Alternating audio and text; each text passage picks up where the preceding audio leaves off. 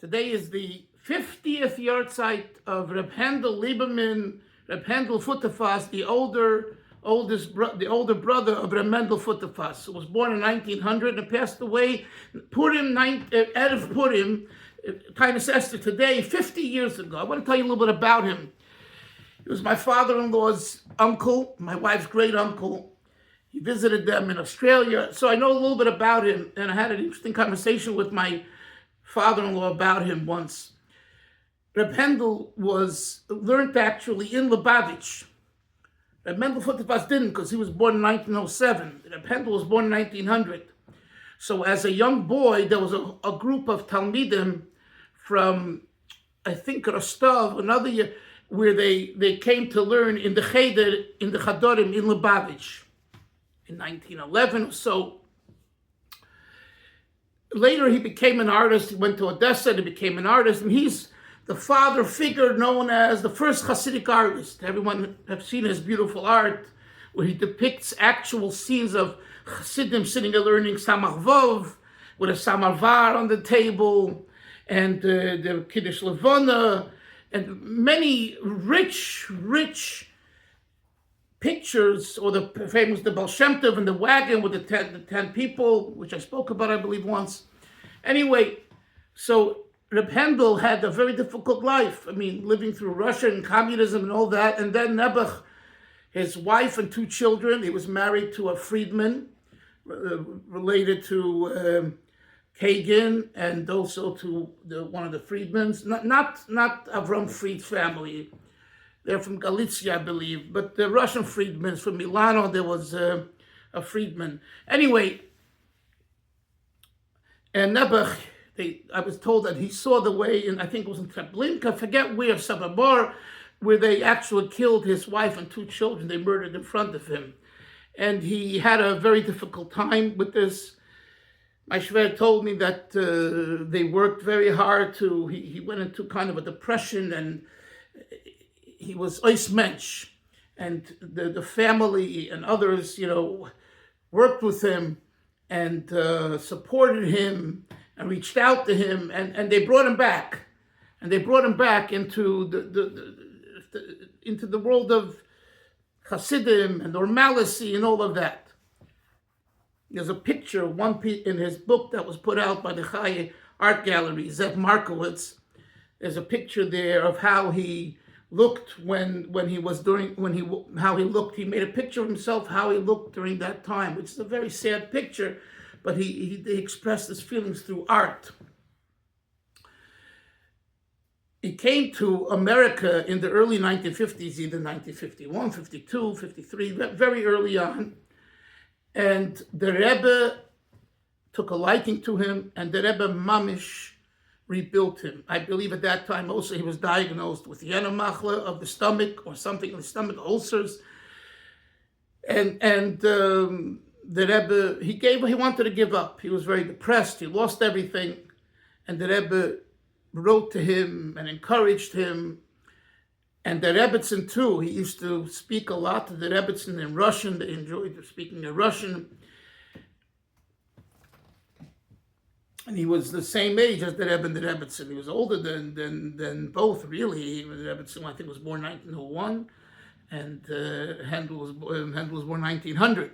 Anyway, the Rebbe and the Rebbitzin, you could say, kind of saved his life. And he had 25 more years or so, 24, 20, whatever, whenever he came. He lived till 1976. Reb Hendel was, we used to call him in the family, we call him Fetter Hendel, the uncle, because he was an uncle to the Shem Tovs, to the Serebranskys, okay? So the Fetter Hendel was a jokester. Have an artist, a friend, a Chasidic artist in Pittsburgh, Rafal Eisenberg, who's used to hang out with Fetter Hendel. He told me stories. He used to eat with him sometimes. He was a freiliche person. My friend told me an interesting little story just to show this. So Fetter Hendel had an uncle or a cousin, Mendel Deitch. Mendel Deitch, the grandfather of the Deitches. And for a while, I think he was living with Mendel Deutsch.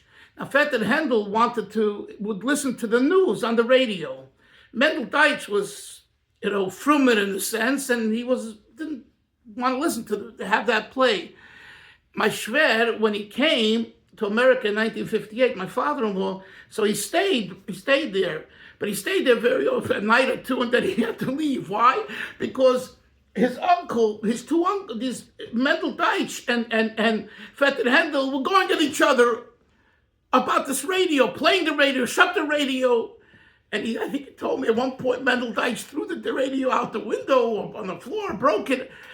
It was Lebedik and Freilach. But you're talking about Hendel was a Freilach, a happy guy, go lucky, After this encouragement of the Rebbe to continue, in other words, by nature he wasn't a depressed person. And when I spoke to my Schwer about him once, he told me Hendel was Gorandish. In other words, I asked him, about how to compare him to the Mendel, and he says, Hendel was, he would cook and he would clean. He was Meiser, action, Mendel was the Chasidic, Hendel was, and my Schwer said that he alluded, my Schwer wouldn't even say the details, but I understood, it was half words, because he went through so much, the feeling of closeness between, my father-in-law and his uncle was very, very tight.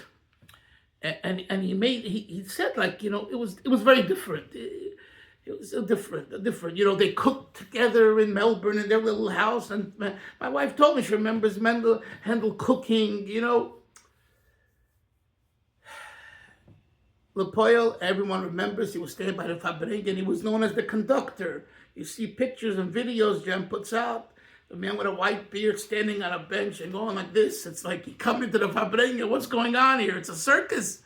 That was Hendel Futterfass, Hendel Lieberman.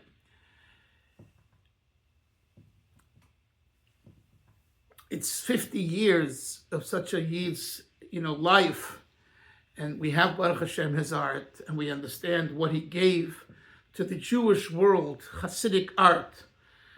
And those of you who are artists, and even those that are not artists, if you look at it and you focus on some of the pictures, it will warm your heart, and it will bring you closer to what Chabad's all about, the Warmkeit, the Chassidishkeit, the Bruderschaft, the love, the togetherness, the Samavar, the Samachvov, Chassidim together. All of that is depicted in his beautiful art. So, I just wanted to say, Chanoich Hendel ben Reb Menachem Mendel, Futterfass's Yahrtzeit is the day. By the way, he was named after the original Chanoich Hendel Kugel, who was from Pleshnitz, who was a chassid of the Tzemach Tzedek.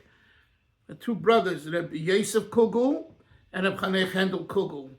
And he was named after Chanoich Hendel Kugel, who just passed away a year before. That's what he was the first, probably the first one named after him. That's what I think. Anyway, there's much more to say, but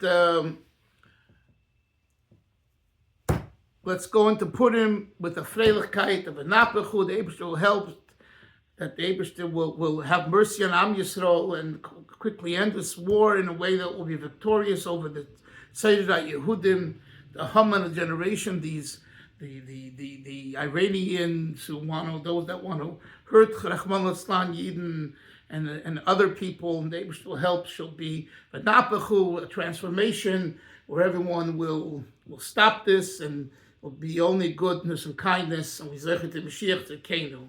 Amen.